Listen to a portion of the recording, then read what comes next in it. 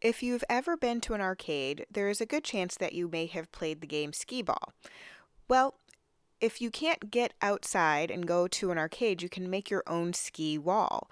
This is an activity that I was introduced to via my son because of the remote learning PE classes we were taking together. So, what we did was we took several cups, paper cups, and we cut out the bottom of them, and then we made foil balls and we taped the cups to the walls. The goal is to get the foil balls to go through the cups, and whatever the value of the cup is, that's how many points you get. So if you get it through 30, then you get 30 points. We had 6 balls, and so the way we kept track of the score was to count up all the points that we used for those 6 balls, and that was our final score. So we each took turns doing it, and so whoever had the highest score at the end of using all 6 balls was the winner.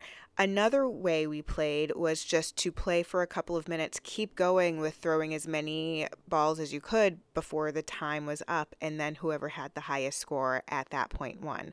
So I would encourage you, if you have some paper cups at your house and maybe a little tin foil, to set up a ski wall and have some indoor fun today.